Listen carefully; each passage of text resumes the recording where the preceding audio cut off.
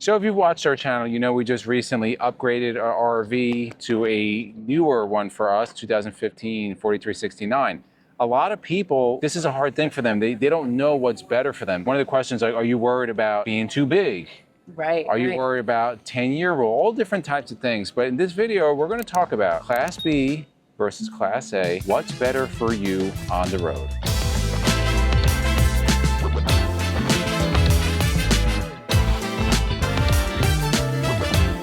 So if you're new to RVing, we'll do this really quick, Cliff Note version. What is a Class A motorhome? Sometimes people don't even know that. This is a Class A motorhome. This is your bus style type long coach. Okay, they come in all different sizes, but this you're going to have the space, and we're going to get into the pros and cons of each. But this is your Class A versus a Class B, which is behind me. Class Bs have their perks as well. And we want to know in the comments down below, are you a Class A or a Class B? Or let us know. But this, as you can see, is much smaller than a Class A motorhome. So you're going to have a lot of pluses and negatives to a Class B on the road. Let's talk about some key features and amenities of a Class A. Now, they come in gas and they come in diesel. This is a diesel Integra Cornerstone. This is their flagship. One of the things is going to be the space, both storage space, length, interior space. There's a lot. So this is a 45-foot motorhome. And when we talk about space, you have, number one, large tanks. There's a large water tank. So you're going to be able to be out longer because of the amount that you can hold. So you can see you have pass-through storage. That's a partial pass-through. And then we'll go over to the next bay, and you can see how much storage is on here. So when you have something like this in a Class A, if you're on the road a lot, you like to carry a lot of hashtag stuff with you, something like this is really appealing. When you step inside, you can see what the difference is. Now, this is kind of the higher end. This is 45 feet in length. Most Class A motorhomes are from like low 24 feet or so, and then all the way up to 45 feet. But you have a bath and a half in here, all hardwood, tile floors, king-size bed. Look at the size of this bathroom. It's like a palace on wheels. And then a full walk-in closet. And of course, you have a washer and dryer. Now let's take a look at a Class B. So obviously, big difference. Put in the comments below if you are either a full-time or a part-time traveler in a Class B. Let us know your experience, because this can create some challenges for people. So when you come in, you're always going to have, obviously, your cockpit chairs will turn. This is the Coachman Galleria 24A. So you're looking at about 24 feet in length. It's about 24 feet 3 inches. So in the center of the coach, you'll have your living area right up front. You'll always have your kitchen area in the center with a bath. The cool thing about this bath, just specifically, is you do have a wet bath, but you do have plumbing in this. A lot of Class Bs, you will not have that plumbing. And then you'll usually have your appliance area, some storage, and then your bedroom. Now let's talk about some of the pros of a van, and this is why a lot of people go with this, especially those people that are out on the road a lot. You can get this thing in anywhere. You have 24 feet. You're a little bit bigger than some trucks. I mean, it's easy. That's a large. That is larger. Larger. They're down to 17 feet. Yep. Some of them. Which we actually did take out a 17-footer a couple years ago for a weekend. You were about losing your mind.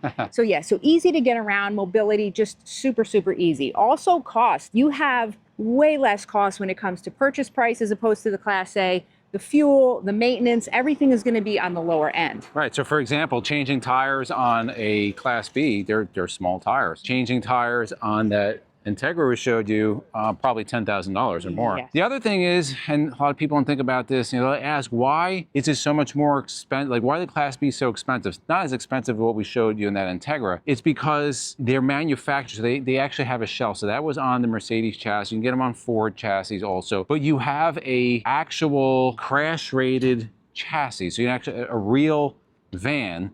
And then it takes more man hours to outfit that van inside. That's also a good thing because it's going to be more reliable. It's a Mercedes or it's a Ford, versus when you get these big Class A's, it's a stripped down chassis, whether that's a Ford or a Spartan or a Freightliner or whoever, and then everything is built by hand, by humans. We need humanoid robots building our. I don't know if somebody's gonna get mad.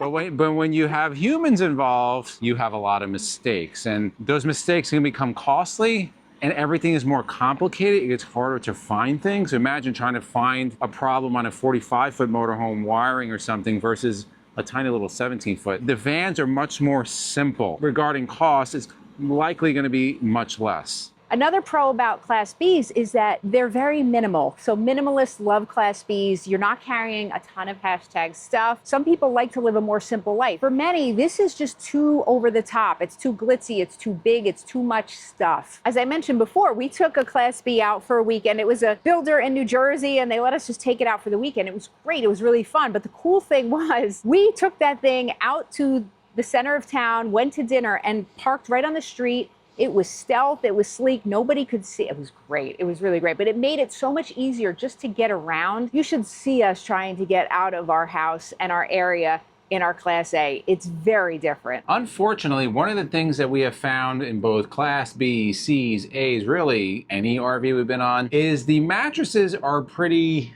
well, let's just say they're not very good. They don't put money into the mattresses. We're on American Coach right now. And this Beautiful mattress Coach. is okay, Yeah. but there's definitely room for improvement. And that's where the sponsor of this video comes in. RVmattress.com by Brooklyn Bedding makes RV specific mattresses, very much like the ones in your home. So if you want a comfortable and great night's sleep, we highly advise you go check them out. We had one on our Bay Star. When we get home, the one for the Dutch Star should be waiting for us, and they're absolutely amazing. So they have products for your home. Jason has a mattress at home. They have cooling pillows, weighted blankets, sheets, you name it. They have it. We have actually a cooling pillow on the RV and at home for Izzy. He loves those. They have a 120-night sleep trial. So if you think, well, I'm not going to know if this mattress is good for me in a week of using it, take those few months, take the time. Does it really work for you? If not, they do a wonderful job of working with you to find something that fits your needs. They have great customer service. They're headquartered in the USA. They have all the different types of mattresses. So you want a memory foam like we have. They have coils. They have a hybrid of both foam and coil. They also have the new Titan Plus for larger, heavier RVers. That's a direct response to RVers requesting that. What's awesome about them is they're a huge supporter of our channel. And since you saw this ad on our video, all you need to do is go to rvmattress.com/endless. Use the discount code Endless. You will get 30% off all the time. Now, sometimes they run better sales, 35% off. Doesn't matter. Use that code. You're going to get the highest percentage available that they're offering. We absolutely love ours. Hundreds and hundreds of our subscribers have bought them. And they're, again, like I said, a huge supporter of our channel. If you want more information and that discount code, we're going to put the link down below. Talk about the pros of a Class A. We have this beautiful 26 Fleetwood Palisade over to my left. Now, there's a lot of pros to this also, namely the space, right? Like, you have a huge amount of space. I know I touched on this earlier. The tank sizes, you're able to be out much longer. You have generators on here. You have a roof to put a great amount of solar. And also you have more variety in plans. So again, I said like 24 feet up to 45 feet, but you have in there 28 feet, 30 feet, 34 feet, 37 feet, 42. You can really customize. Do you like a center island? Do you want bunks in there? Can't get bunks in those Class Bs. All different types of variations, paint colors, brands. There's a lot more options when you're looking in the Class A. Let's talk about some of the cons of Class B vans. There are many, many pros. Again, if you're a Class B'er, put it down below. Let us know if we're on the right track here. But a Class B van, obviously, guys, one of the things is going to be limited space. If you're traveling with a family, probably not the best choice for you. If you're traveling with two Great Danes, also probably not the best. So you have to take that in consideration. Most of the time you see people in vans, it's usually a couple.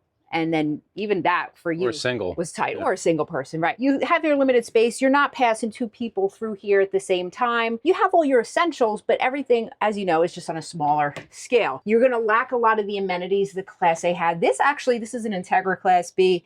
This is actually plumbed. So this is not, Izzy will not. No way. Do a cassette toilet. That is a joke. I'd rather crap in the woods. And now this one too, you can see this doesn't even have an actual bedroom. You're going to have the space to carry your hashtag stuff. This bed will come down, which is kind of cool. It's a cool use of space, but you have the limited space inside, but you're also lacking in storage as well. So you have to make sure that however you travel, you're really learning to pare down. So this is not 100%, but this is pretty accurate. So when you have the Class B, you have multiple uses for one space. So you're not going to get a dedicated bathroom with a toilet and a separate shower and, a vanity. You're going to get kind of an all-in-one thing. Whereas if you get a Class A, you'll have more space. But what are some disadvantages of the Class A? So let's talk about some of the disadvantages of a Class A. Now, you remember earlier I said one of the advantages of a Class A is the size, but that's also a double-edged sword. That's a disadvantage because depending on how big you go, even a smaller one, they tend to be larger than your Class B. So this is a 44-foot motorhome, and it's beautiful if you have a nice spot and you park there all the time. But driving this thing down the road, going down the highway, when you go to fuel, when you're trying to park,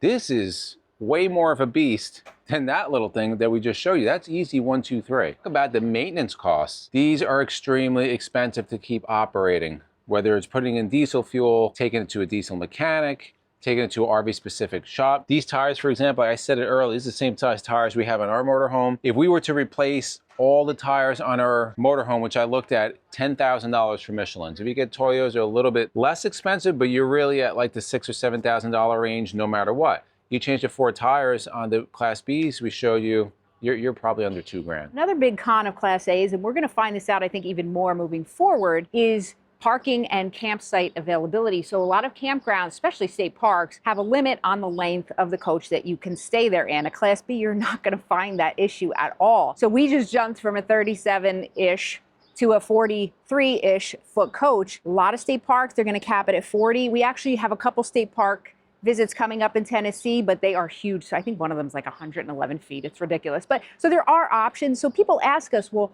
are you worried about being able to get into certain places? No, because there's plenty that do accommodate. One of the nice things is that most manufacturers now, so if you have a certain brand that you like, they're offering all different types. So they have a Class B or a Class A. So like we're behind a Tiffin right now, they have Class Bs and they have Class A's. So, and the Integra, same thing, Class Bs and Class A's. So how do you travel? Somebody had told us once, you get a Class B if you're traveling to destination. You're just there to sleep. You're dropping it and you're outdoors. You get a Class A if you're going to be living in that thing. If you want all the amenities of home or as much as you can, a Class A is hard to beat. And how much do you really want to spend on a motorhome? Do you want to spend $250,000 on a Class B, or do you want to spend $1 million on a Class A? It really depends on what you're looking and what your budget is. We want your feedback. What do you own? I know there's people going to be, or we have a Super C, or we have a Class C, or we have a Class W. Just kidding, there's no Class Ws.